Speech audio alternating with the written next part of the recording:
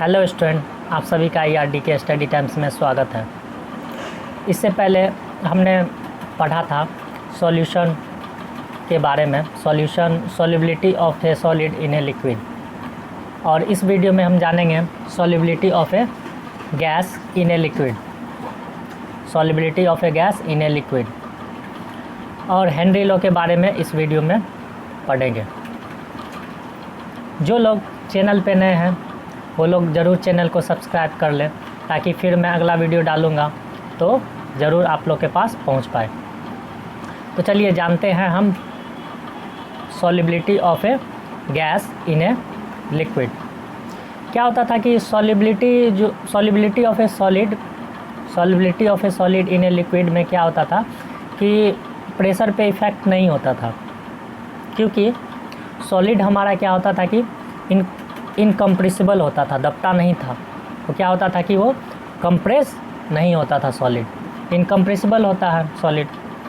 और गैस क्या होता है कि कंप्रेसिबल होता है, तो प्रेशर का इफ़ेक्ट होगा इस पर।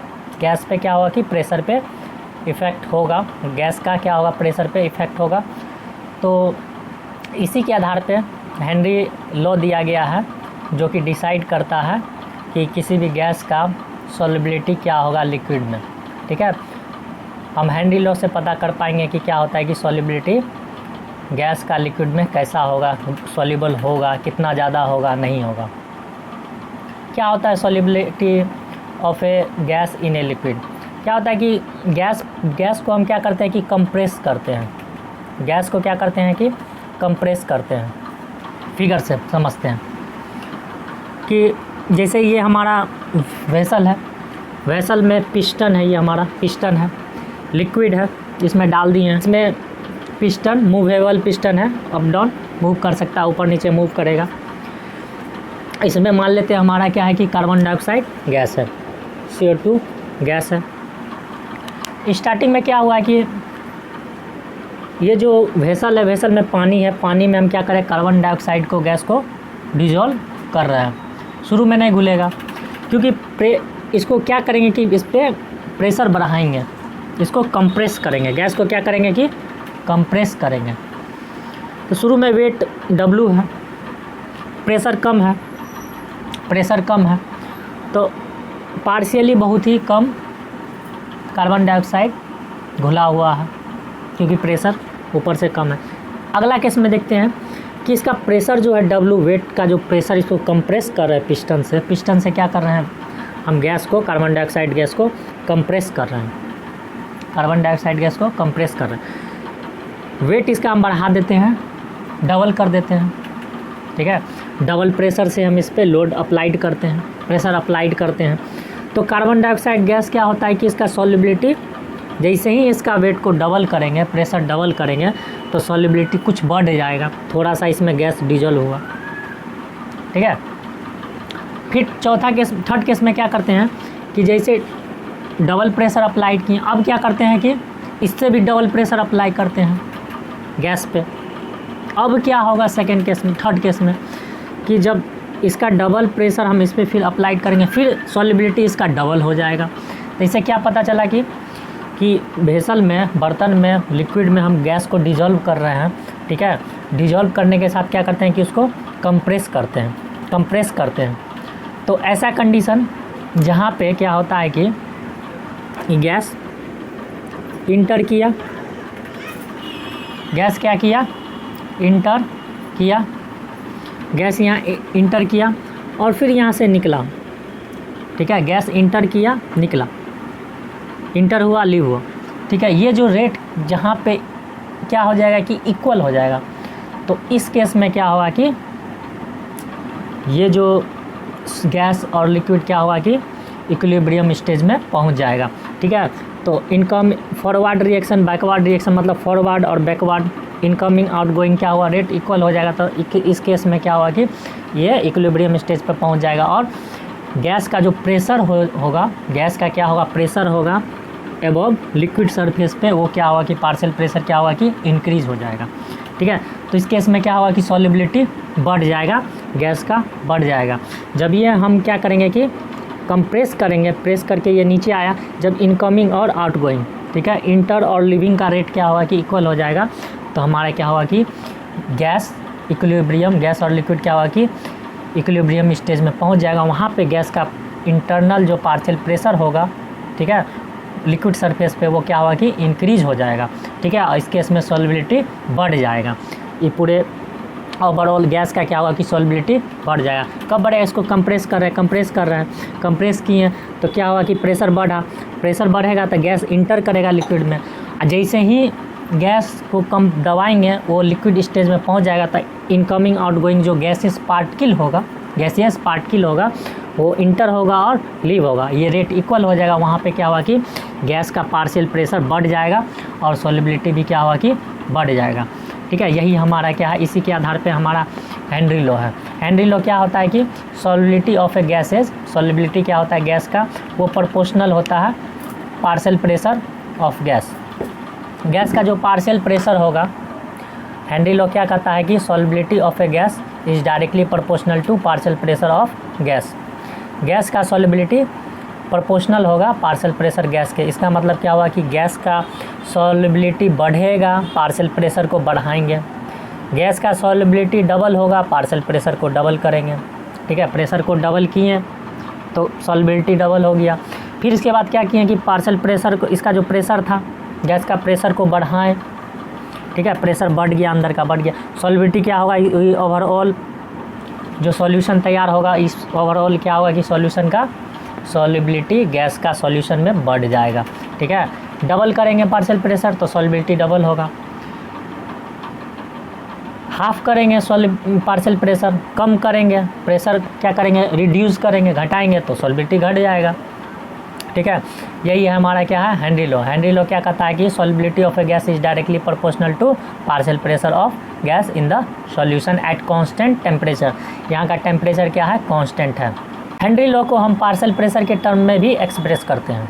क्या है कि पार्शियल प्रेशर जो होता है, ठीक है, अकॉर्डिंग टू हेनरी लॉ के अनुसार पार्शियल प्रेशर गैस का क्या होगा कि प्रोपोर्शनल होगा मोल फ्रैक्शन के। Partial pressure of gas is directly proportional to the mole fraction of the gas in the solution. फिर से समझिए, हेनरी लॉ क्या, according to Henry law partial pressure of gas is directly proportional to mole fraction of gas in the solution is called Henry law. Henry law को दूसरे partial pressure और मोल fraction के term में हम क्या कर सकते हैं, हेनरी लॉ के इस तरह हम एक्सप्रेस कर सकते हैं, बतला सकते हैं, ठीक है। और क्या होता है कि यहाँ हमारा है पार्शियल प्रेशर जो है प्रोपोर्शनल है मोल फ्रैक्शन के। इसको हम क्या करेंगे, आगे लिखेंगे, क्या लिखेंगे, पार्शियल, यहाँ से क्या होगा पार्शियल प्रेशर गैस का पार्शियल प्रेशर क्या होगा कि प्रोपोर्शनल होगा इकाई मोल फ्रैक्शन के, ठीक है, मोल फ्रैक्शन के। तो यहाँ प्रोपोर्शनल हटता है, कांस्टेंट आता है KH, ठीक है, मोल फ्रैक्शन ऑफ गैस। यहाँ KH जो है क्या हेनरी कांस्टेंट है। यह क्या करेगा कि गैस के हेनरी कांस्टेंट जो डिपेंड होता है वो गैस पे डिपेंड करता है कि कैसा गैस है। हर गैस के लिए अलग अलग होगा। यहाँ पे क्या होगा कि हेनरी कांस्टेंट का वैल्यू ज़्यादा होगा, हेनरी कांस्टेंट का वैल्यू क्या होगा कि ज़्यादा होगा तो सॉल्युबिलिटी क्या होता है कि कम हो जाता है, ठीक है। हेनरी लॉ में हेनरी कांस्टेंट का वैल्यू ज़्यादा होगा। हेनरी कांस्टेंट किस पे डिपेंड करेगा, हर गैस पे डिपेंड करेगा। हर गैस का अलग अलग हेनरी कांस्टेंट वैल्यू होगा और हेनरी कांस्टेंट बढ़ेगा, हेनरी कांस्टेंट का वैल्यू बढ़ेगा तो गैस का सॉल्युबिलिटी क्या होता है डिक्रीज कर जाता है। आइए ग्राफ देखते हैं हेनरी लॉ का क्या ग्राफ होगा, कैसे वैरी करेगा पार्शियल प्रेशर और मोल फ्रैक्शन ऑफ गैस। इस एक्सिस में हम प्लॉट करेंगे पार्शियल प्रेशर को, पार्शियल प्रेशर,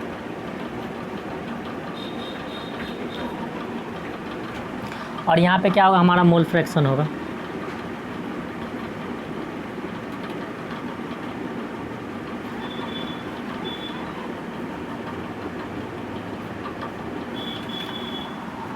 गैस का क्या है पार्शियल प्रेशर है, ठीक है। वाई एक्सिस में हमारा क्या होगा कि इस साइड में पार्शियल प्रेशर होगा वाई एक्सिस पे, और एक्स साइड में हमारा क्या होगा कि मोल फ्रैक्शन होगा। तो लीनियरली ग्राफ वैरी करेगा विथ मोल फ्रैक्शन, ठीक है। मोल फ्रैक्शन जैसे जैसे पार्शियल प्रेशर बढ़ेगा उसी तरह हमारा क्या होगा कि मोल फ्रैक्शन बढ़ेगा।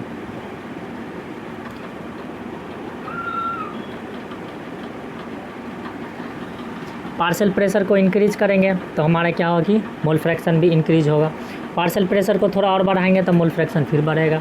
ठीक है, फिर बढ़ाएंगे, डबल करेंगे पार्शियल प्रेशर, मोल फ्रैक्शन भी क्या होगा, डबल होगा। ये ओरिजिन हो गया।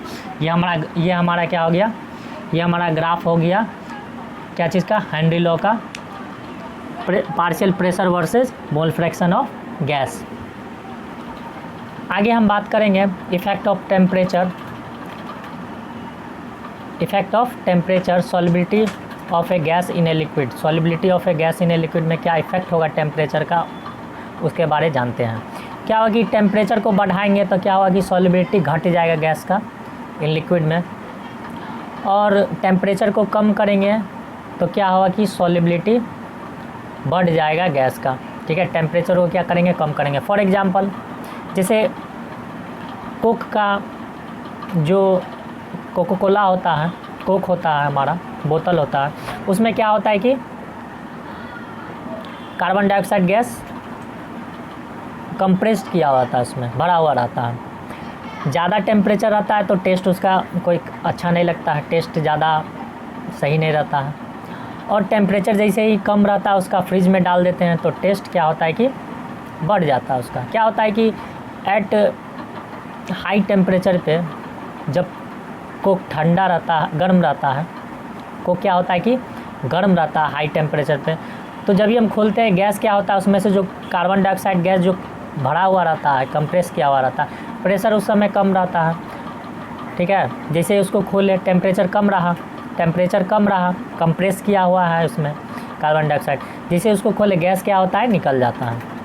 और टेम्परेचर कम होने के कारण क्या होता है कि सॉल्युबिलिटी गैस का, कार्बन डाइऑक्साइड गैस का कोक में क्या होता है, बढ़ जाता है। इसीलिए खोलते हैं जब उसको तो हिस के तरह बबल टाइप का वो क्या होता है कि गैस बाहर एस्केप होता है।